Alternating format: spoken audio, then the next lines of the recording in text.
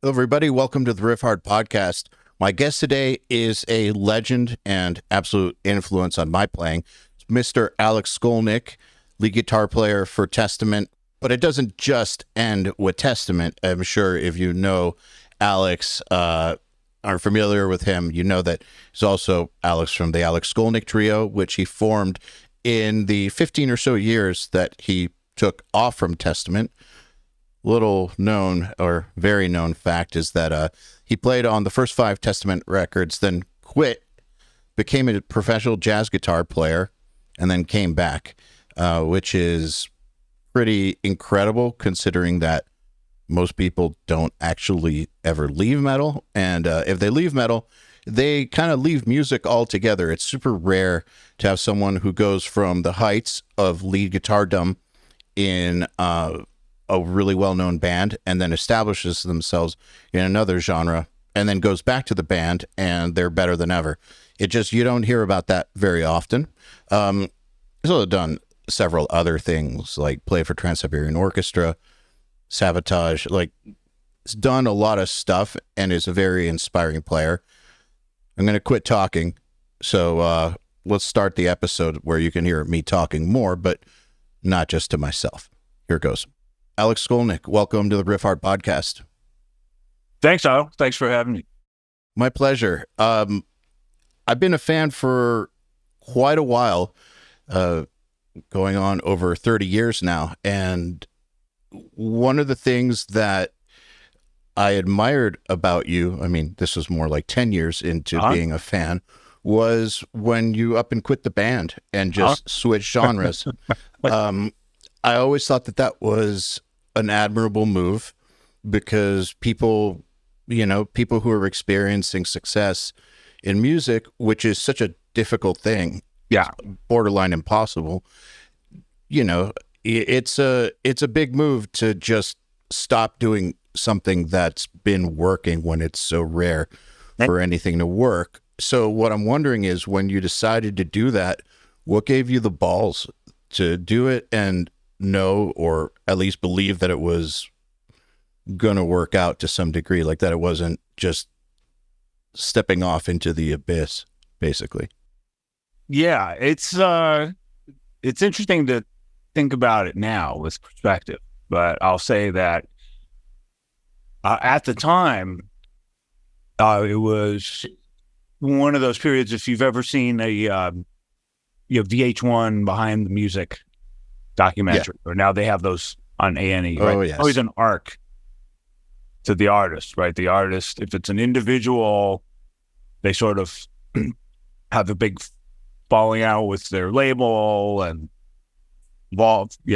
get dropped, find their way back to the top. If it's a group, there's like this implosion and a total meltdown within the group, and that was happening. So that was happening regardless of my musical interests and my musical direction. So, just to be completely transparent, I think it was a very difficult moment, a very difficult decision, but I think either one of those situations would have led to the same result, both the toxic dysfunction going on within the band, which was followed by not just me leaving. There were other departures right away. I sort of opened the floodgates and gave others the courage to leave. And so there's life after this, But at the same time, I did have these developing musical interests, and I sort of stopped setting goals. I stopped wanting to I stopped needing to be a guitar hero, so to speak. And I really went into this mode of music appreciation. And I was just opening up to, just music, real, like, not just virtuoso players, but just, the whole world of music outside of the bubble. Yeah. So I guess then that brings up another question, which I think this is also tough for people, is knowing when to quit something.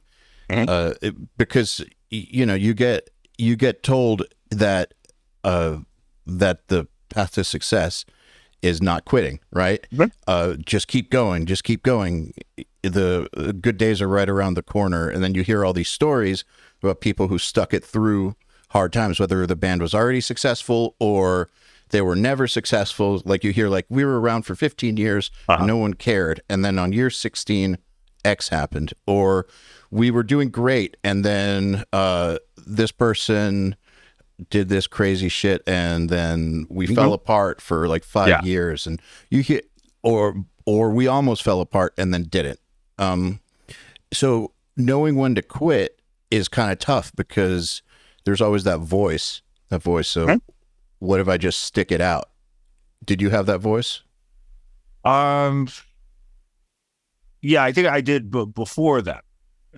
Okay. I'd had that voice, sticking it out probably 2 album cycles before that. And okay. I was actually amazed that we could get through another album cycle. So it was definitely a deteriorating situation.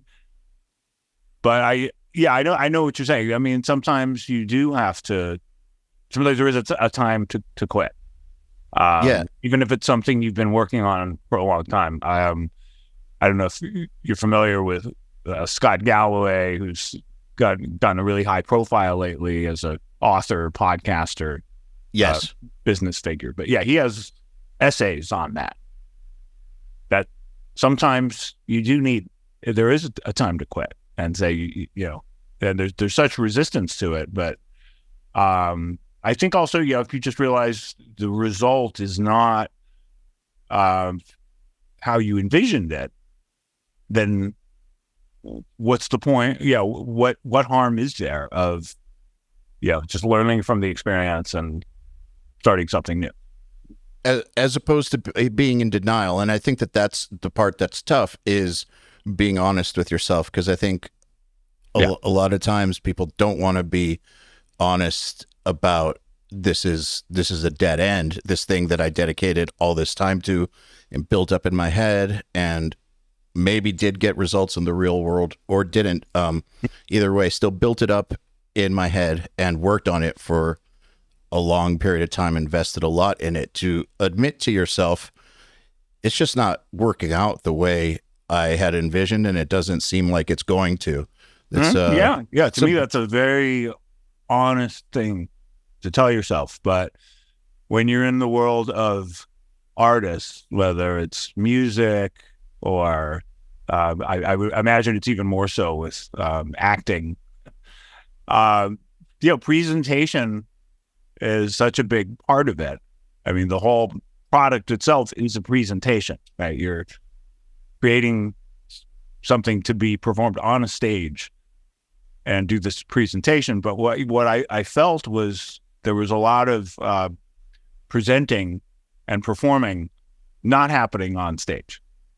Now, obviously, that's much more true in a place like Los Angeles, where people talk and everybody has an agenda. Not everybody, but there's a stereotype. There usually there's an agenda, and I didn't feel like it was like that level. But I still, even the scene that I was in at the time, I felt there was enough of that, and enough denial, and enough like acting like everything was okay when it's not, that it just didn't feel comfortable. And I know I'm in the minority as far as that goes. Like I'm terrible at pretending. I'm terrible at putting on a game face. I'm terrible at saying the right things, and and that that's just how I am. I'm not judging people who aren't that way, but it's just, in fact, it's probably a really good skill to have, to just be able to present yourself as one way when you're feeling another way. It is a blessing and a curse, but I think that if you know that about yourself, then that I think it's one thing if you can't be anything but yourself, and that causes you to constantly drop grenades on everything you're doing, which I've known that with some people, because they don't necessarily understand that about themselves. They just talk without a filter, right. Or they like express emotions without a filter, and don't understand why people react a certain way. I've known a lot of people though who can't be anything but themselves, but understand that, and so kind of set their lives up or boundaries within their relationships to work that way. They're just upfront about being upfront. Yeah, and I think it makes a lot of people uncomfortable too, because it's a behavior that's learned over time, and they get comfortable with it, and it's a defense mechanism. And then when they meet somebody who isn't like that, yeah, it can be disconcerting, or it can be a wake-up call. Like, oh, you can actually be generally honest. But yeah, we've all met folks who are, you meet them and they're just gritting teeth. Yes. You ask how is everything going? Everything's great. Everything's just really great. You can read it. You see it. You see the torch. And I just could never be that type of person. It's interesting because you can totally read it in the way somebody smiles, their eye contact level, it's in so many nonverbal cues that I think people don't understand that it's very hard to hide that stuff. And anyone that's, I guess, picking up on what other people are putting down is gonna, whether consciously or unconsciously, is going to be affected by it. So like if someone is, say you are one of the band members or in a business relationship and you're not hating it, and you have someone who's coming in that's hating it, but they're being nice about it or not talking about it, but you can tell, can just tell that something's grating them, and it kind of starts to translate into their performance or communication. It can like demoralize everybody, and it can be a really negative thing, right? As opposed to if, it was more just like upfront, like this person is going to be upfront, and I'm not sure it's how aware they are that, it's not working, or maybe it works on some people, but I get really uncomfortable if I'm around somebody that's just completely lying to me, and I know they're lying. And maybe they're lying to themselves. And I will never name names, but I can think of few specific musicians that it's a shame, because these are respected musicians, but that I could not be around, just because, oh my God, it's so obvious this person is tortured, and it's hard to have a conversation, and I feel bad for them, and I wish I could help them, but they're just, they got the eyes and the gritted, you can tell they're just holding it all in and not being true to themselves. So to circle it back to your question, it was being true to myself, was to sort of find out who I was, out of both musically and personally. And that was after like 7 very intense years of being in this band, which at that time bands had to do one record after the other. That's really not the case as much anymore, but it was, just a very high pressure situation. And also I was so young when I joined the band. I mean, I was in 11th grade, and by 18 years old, I was doing the first record, which actually I happen to have a copy of right here, as it's just been remastered. Very nice. Reissued. But I did this record at 18. So when most of my friends were going off to college, I was going off to a recording studio, and it was just pretty much off to the races from that point on. So I didn't really have a chance to figure out who I was outside of that scene, and it's a very insular scene. Yeah. So as my musical interests started developing, it was, I was definitely an odd man out. I was in between tours. I'd get invited to concerts like, Skid Row or,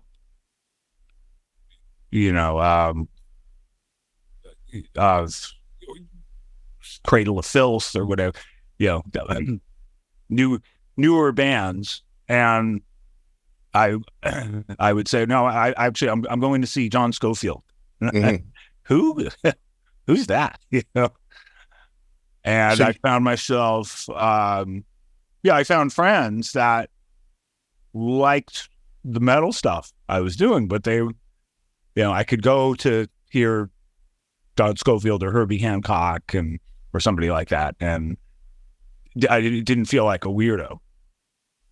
So I feel like lots of times when you hear metal people branch out, it's a very short-lived thing, because they don't spend the amount of time on the new genre that they spent on the very specific skills needed for playing metal well. Uh-huh. Like you'll hear like metal dudes try jazz, or you'll hear them try like radio music, like trying to write like pop hooks. Like say they go from death metal and then suddenly try to write pop oriented music. It doesn't normally go very well, or get into soundtracking. But it's not because they're not talented, it's because they spent a decade or more developing metal and got great at it, and then spent 6 months on the new thing and didn't put in enough time to get great. I think it takes a lot of humility. Yeah. So come from a situation where you're comfortable and experienced and well respected, and then put yourself in a new situation and accept that, okay, just because I'm good at one thing doesn't mean I can do anything. Even if it's making music and it's playing the same instrument. And I definitely was well aware of that with jazz. And that's why I didn't even know if I would reach a level where I am today, but I just thought, okay, at least I can appreciate the music and I can sort of learn it as a hobby. And that's really what I did. I just sort of approached it as a hobby. And then I got more and more into it. And when it led to, jamming with other musicians who were, real players that were like working jazz musicians. But it was a long time before I even felt comfortable to sit in and join them on stage. But I to what you're saying, I do see that a lot. I have seen a lot of folks just try to instantly jump into another style, and you have to be honest about it, whether it's working or not. And I think it's also good to work with musicians of that style to know what the standards actually are, I think. Yeah, exactly. Like I like what Slash is doing now, because he's got this blues project, but he's not taking musicians from the pool that has been in and out of Guns N' Roses or his old band. He's actually like working with the blues scene and having guest artists. He's on this tour now with like Samantha Fish and oh wow, other players who are like real. I think Warren Haynes is on it. So for him to that to me that's very humble to say, okay, yes, I know I want to be around these people, and this is somebody that has had so much attention. He's one of the most high profile guitar players in the world, but I admire that. He's not just saying, oh yeah, I can do the blues as well as anybody. It's just, he's putting himself in with people that he respects, that really do that for real, and he's learning from it. And I think that that's a great attitude. I wonder if in his position, I mean, obviously he's got, I've never met him or anything. Obviously he's got to have some level of humility to do that after this many years of being just at that status of, when I feel like when you're at that status, most people don't tell you the truth. Oh, absolutely. Yeah. So he's been at this status where he probably has a small circle of people that do tell him the truth, but by and large, for like 30 plus years, the whole world has been loving him. And so I think for a lot of people, we've both known people who that gets to their heads and they start believing it. And then, and then they don't make moves like that where you're going to get humbled. So that takes a lot of humility, I think. Yeah. And you notice when people don't have that, they don't, for like, say you're a very successful car maker who also builds rockets, and you're obviously great at that. And that does not mean you can run a social media network. But everybody around you is saying, yeah, bring it on, bro. Yeah, you got this. That's and it's pretty obvious. The rest of us are just scratching our heads, going, Yeah, skills are not necessarily transferable. I think exactly right. It's definitely important or crucial to do that thing where you get around experts and pick that up. Because no matter who you are, I think there's going to be some amount of time where you don't know shit, where you have to go from not knowing shit to kind of knowing shit, but not being able to do anything, to being able to do it, but not very well, to doing it kind of well, to being an expert. Like, oh, absolutely. It's a process. Yeah. I mean, I think it took me 10 years before I felt comfortable, releasing an album that was, I guess you could, I guess it fits jazz guitar, but it was a lot of my own arrangements and it was done, my own way. But yeah, it took so much time. And also during that time, I had offers to do a quote unquote shred metal instrumental record. Mm-hmm. More than one. I figured offers, and I just wasn't feeling it at all. Like, does there need to be another album, an instrumental album with screaming guitar when, you've got, my former teacher, Mr. Satriani, and his first pupil, Steve Vai, that just pretty much, set the bar for that type of stuff. And then Yngwie before him. But then just the flood of other guitarists that, came along and tried to do something like that. And I just never felt it. To me, it was more interesting to, I didn't have a taste for straight ahead jazz when I was younger. I was, in high school, it was all about Ozzy, Van Halen, Scorpions, Dio, Priest, high energy, screaming guitar. But by my 20s, I got so much fulfillment from studying Wes and John Coltrane and Chick Corea and Pat Martino and Miles and Herbie. It was just this whole world it was just, it brought me the same joy that I'd gotten from hard rock and heavy metal when I was younger. And even just studying it and listening to getting to know it, I really just approached it as a fan. But then I had these technical skills that were so, different. Yeah, they were, but just because you can play a Michael Schenker solo, that doesn't mean you can play licks by, Robin Ford or Scott Henderson. No, but at least you're not starting from total ground zero. Like you've got some muscle memory on how to actually play. But you've got muscle memory and you've got vocabulary too. Yes. You've got, you understand the components of the music. You understand triads and arpeggios. It's just that they're used very, very differently.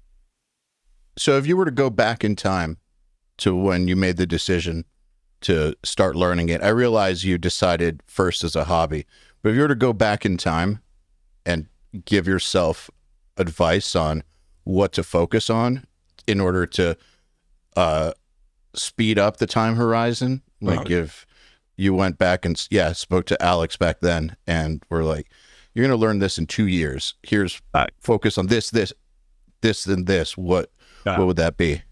Timing. What do you mean?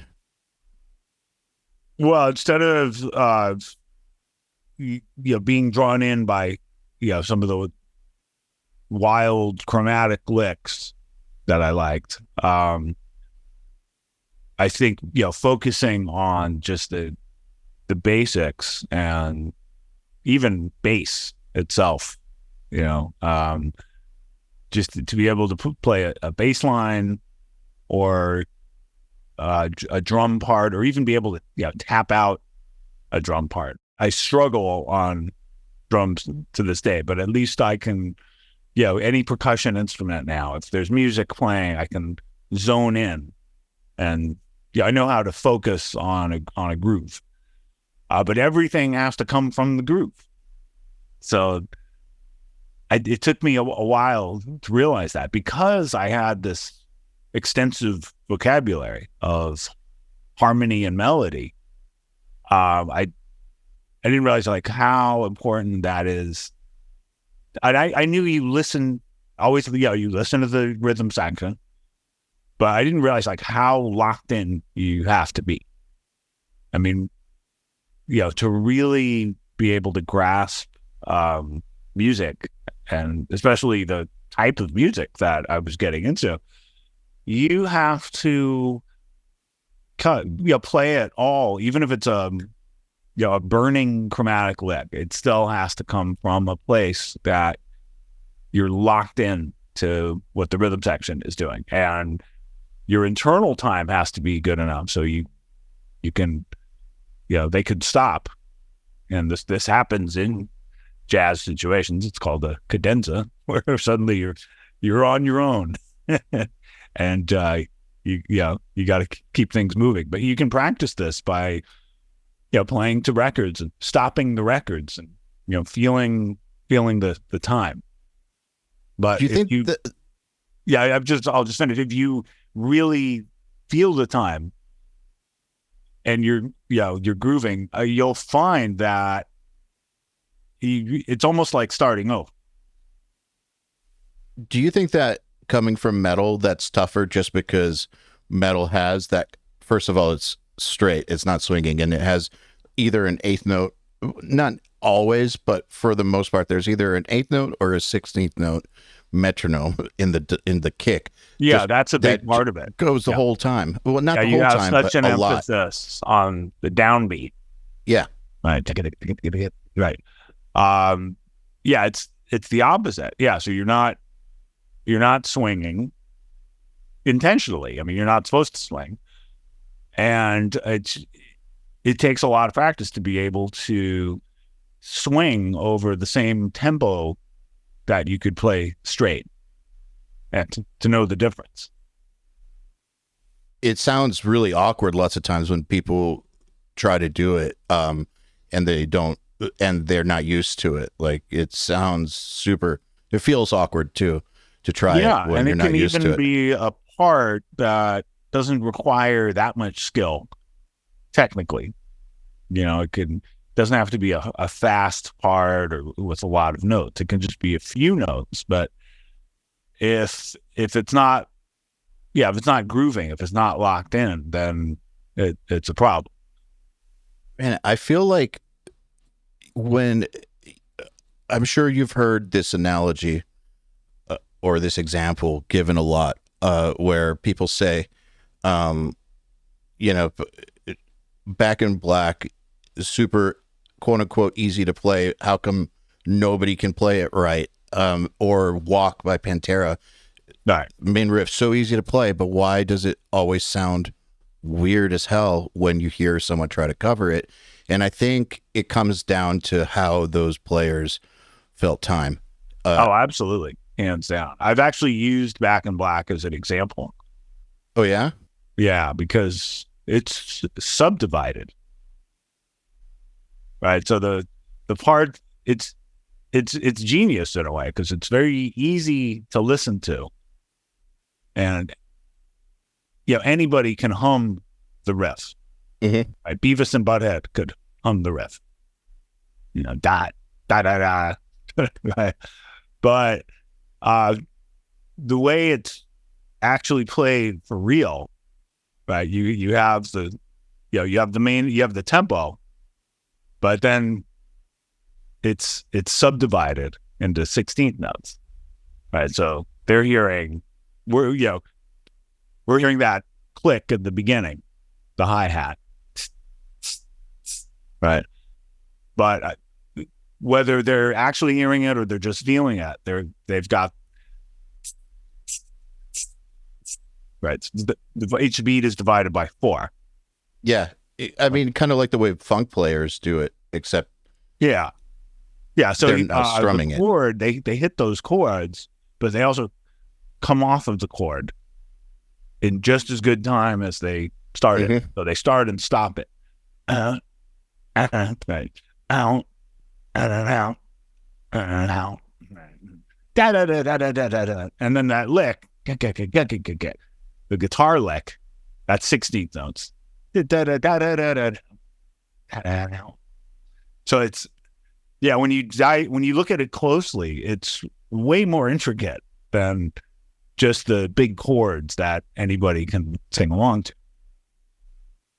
It's one of those things where people say that simplicity done right is the hardest thing to come up with. Oh, and yeah. I think that's the truth. Actually, I think a lot of people hide behind complexity, but creating something that is universally seen as just the perfect creation, that's super simple to where anyone can understand it, but is very difficult to recreate because it's so specific and unique.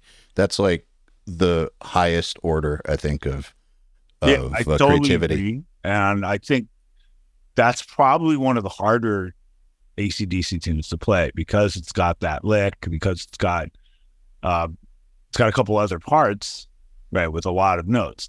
It's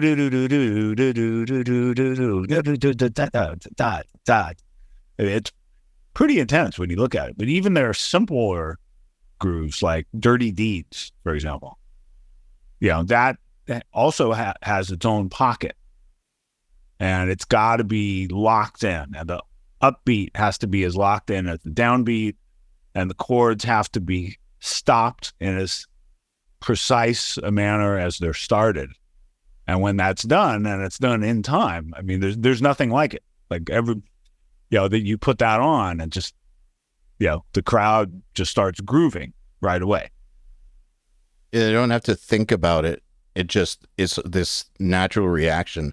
I mean, it doesn't sound like funk music at all, but I think it's a very similar effect.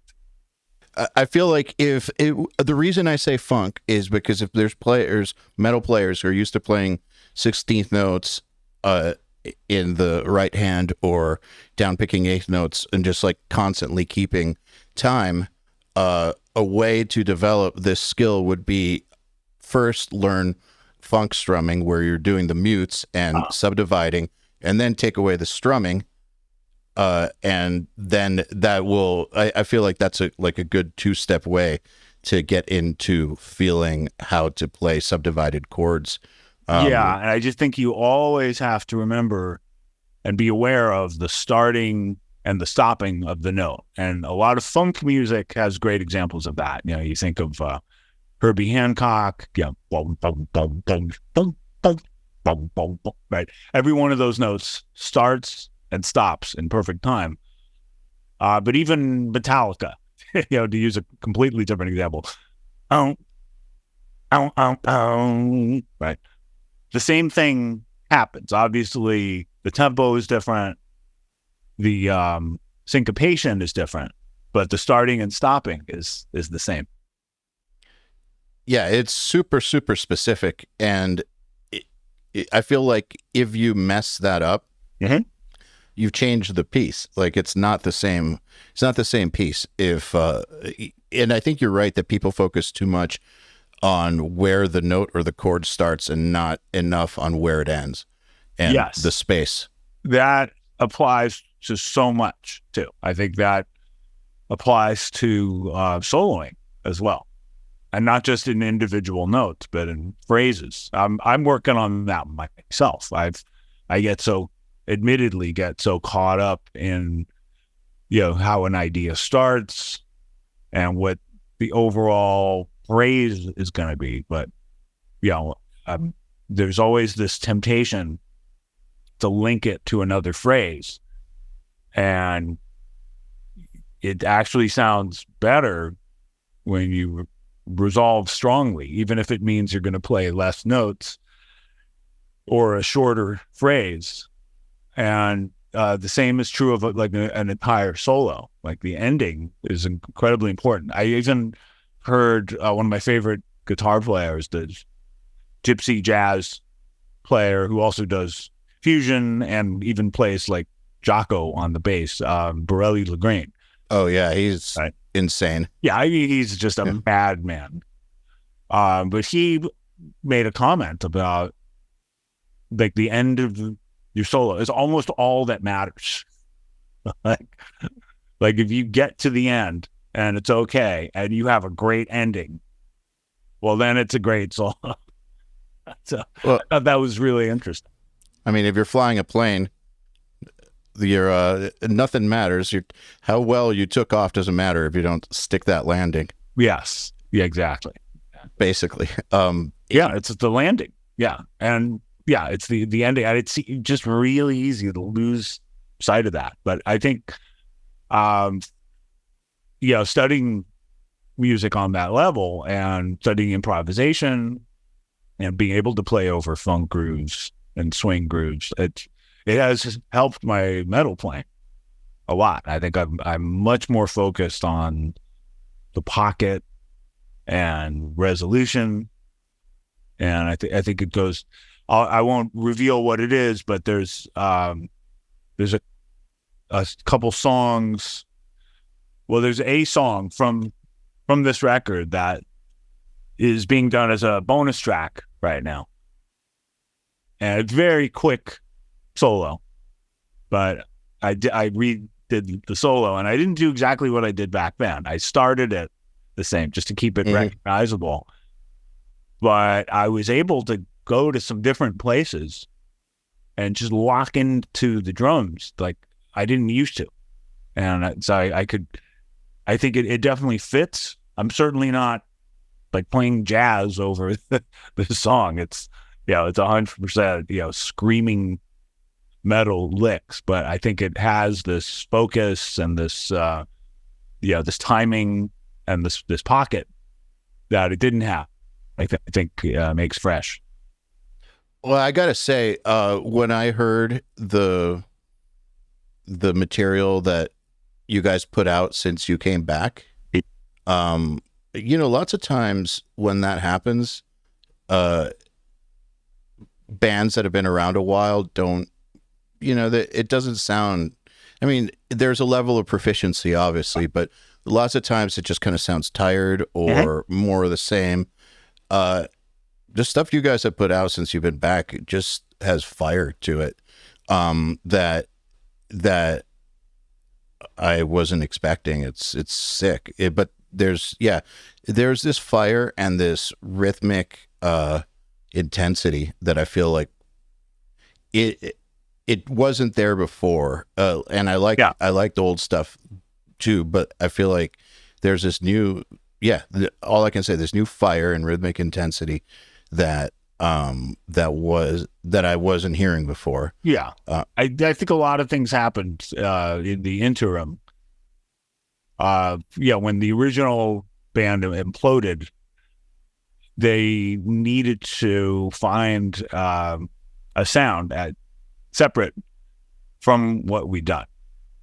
And one of the things I brought to the band was a lot of harmony. I mean, you can really hear the difference between songs that were there before I joined the band, like Raging Waters and Curse of the Legions of Death. And they're great, but they're almost like punk songs. You know, it's just key of E, blasting away on the low string. Mm-hmm. And then you can hear the songs when I did join the band, like The Haunting. Yeah. Wow, we're in B? I remember that. It's like, yeah, we can play B. It's just the guitars. There's like it's in 6/4, the intro. The guitars are harmonized. So I brought a lot of those elements. And then when that wasn't there, they learned, Eric, to his credit, he understood harmony better when I left the band. But still, he had to find a sound and a style outside of that, without me there, sort of being the harmony melody guy. And I think at the time he got very into like European black metal. Yeah, I really like that element. And he got really good at it. So when he got his own band, Dragon Lord, and where he sings, and so he really kind of came into his own. And I think I was part of this.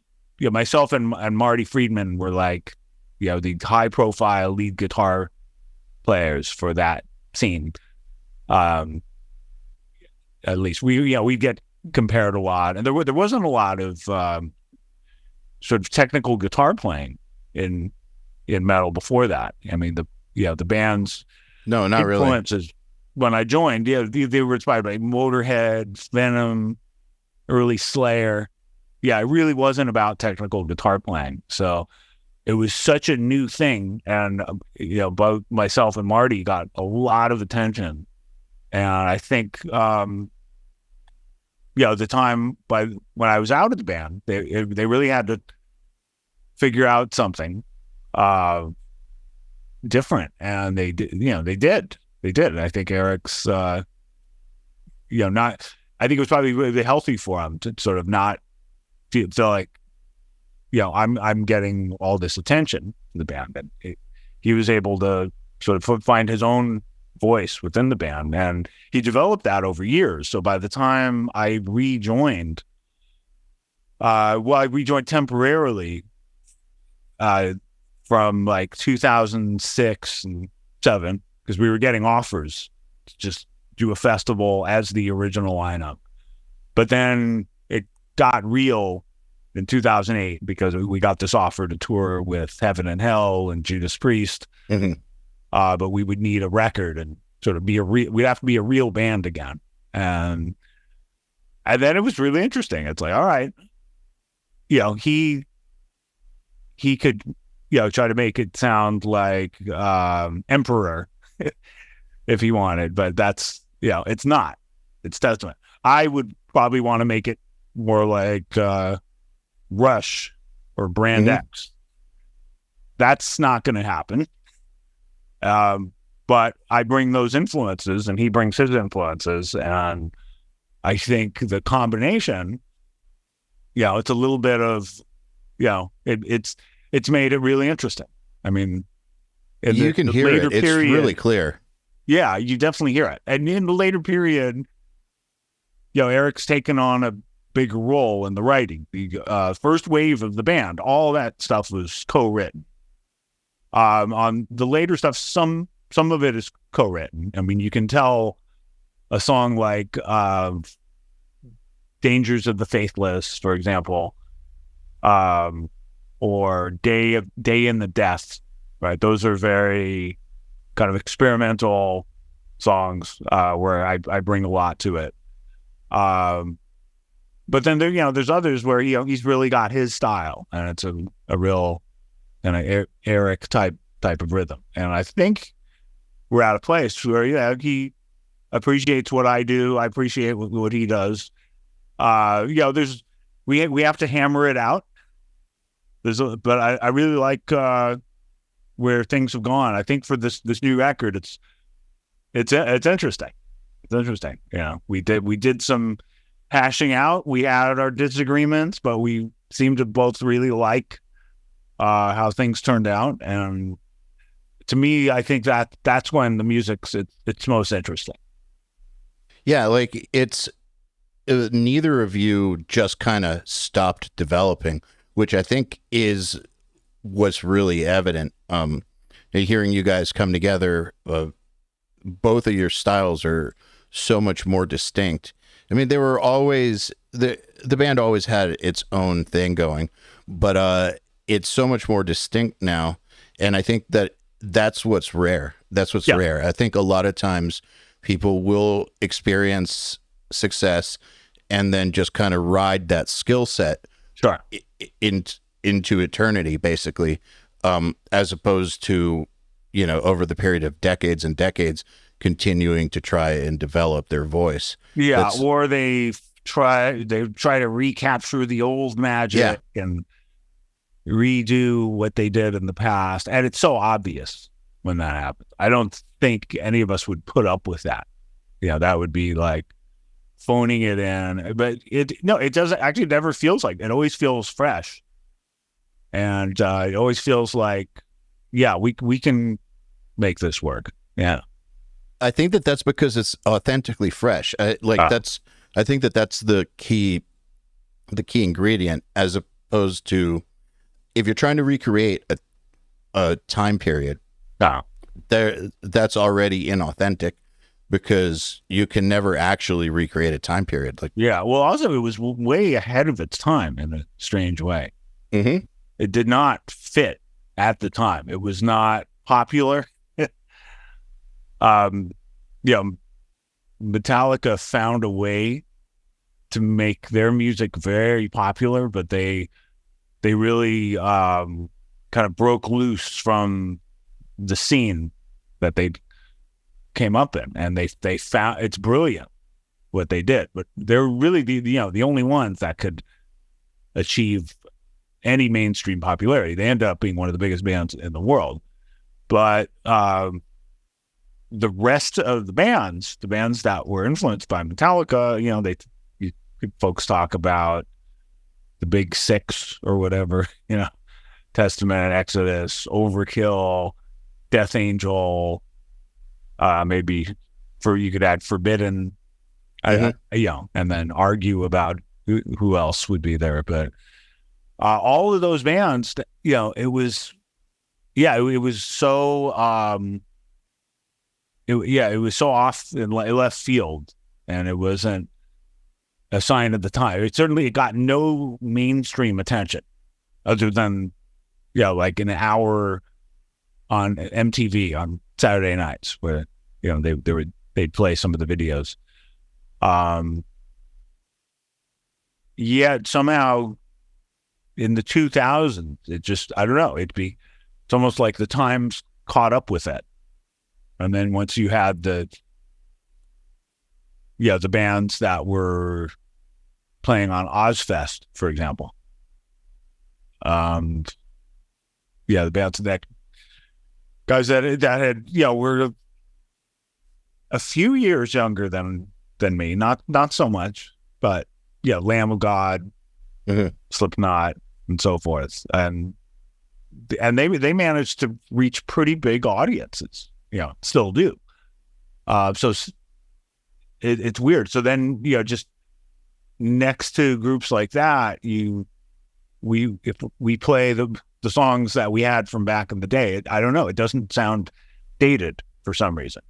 Whereas you could play any number of songs from the time period, the late 80s, that were very popular, that were like on regular rotation on MTV and played on the radio, and just kind of a little bit more commercialized and catchy and more image based, and it feels much more dated.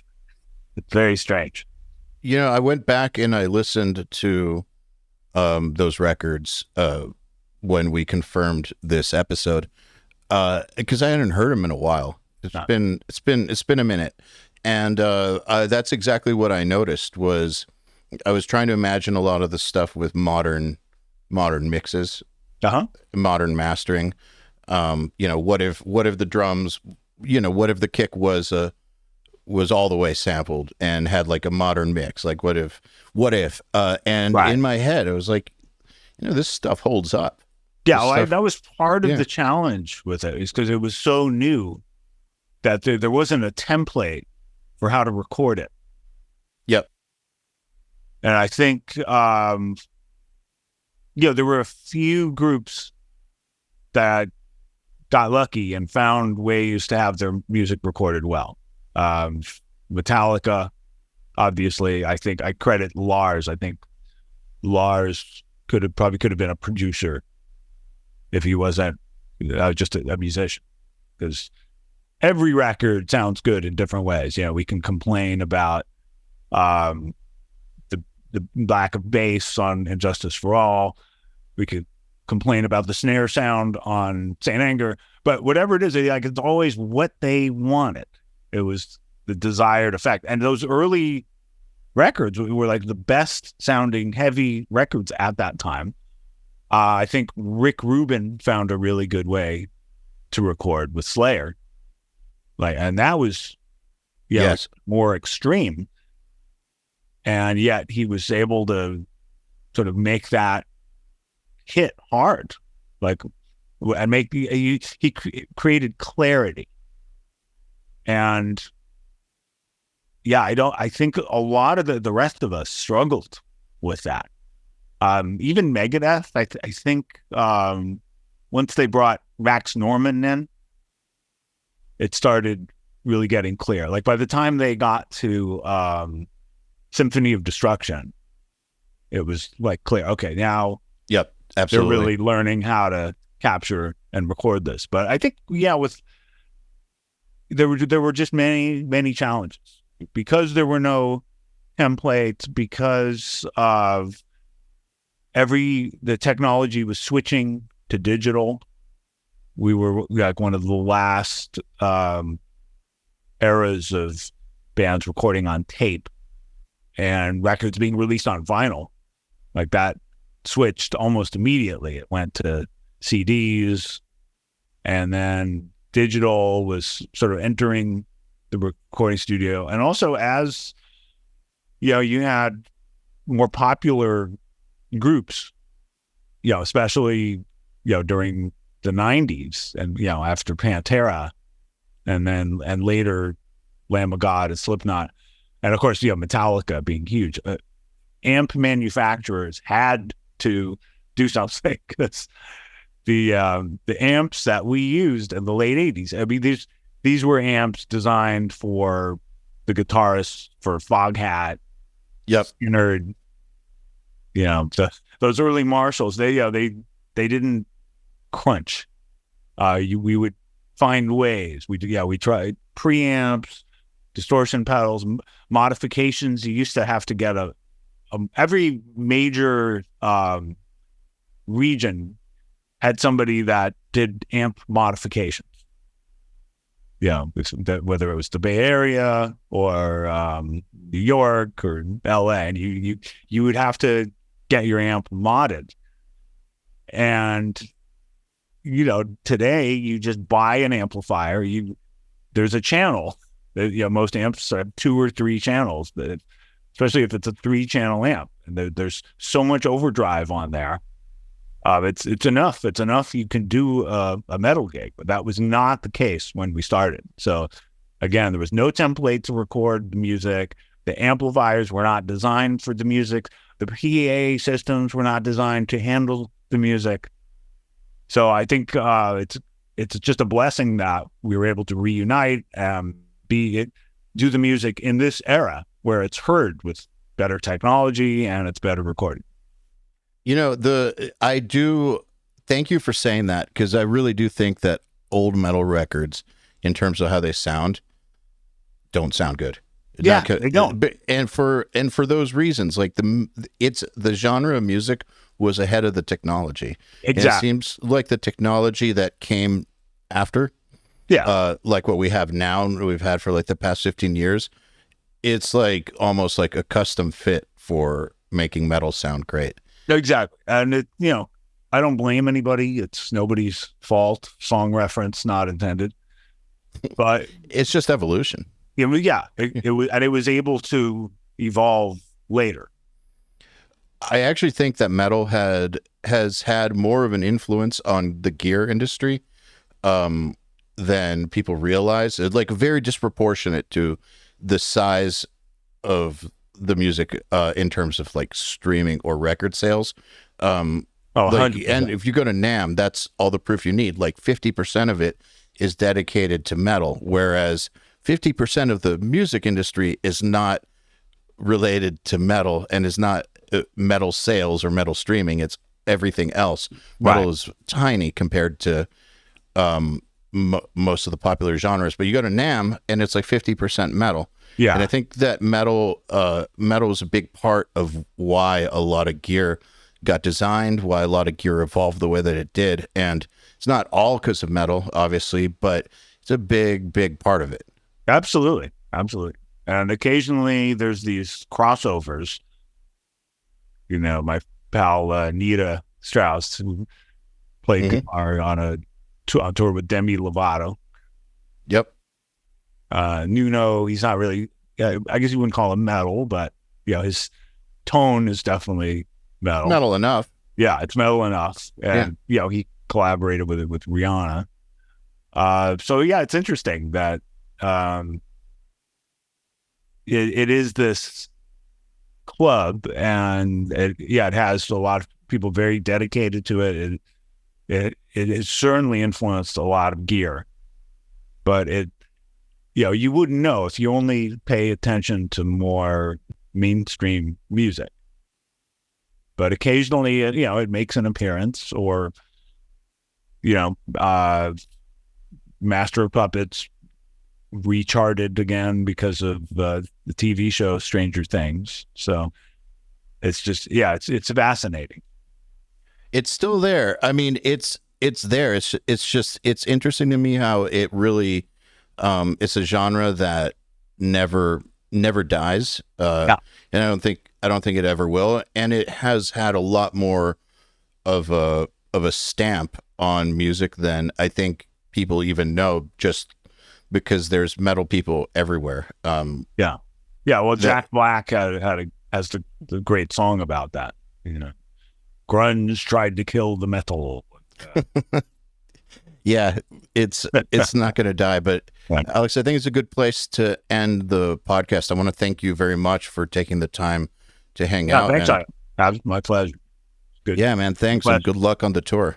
Thanks so much. You to come check us out? Well, where are you going? Oh, well, this one is Europe. That's what I thought. We have a 7-week North American tour happening in September, October. Oh, well then, yeah. I'll email you when that's happening. Yeah, I'd love to come out. We're coming to Boston at some point. House of Blues, I believe. What about Milwaukee, Chicago? Oh, definitely Chicago. Okay, cool. Thank you.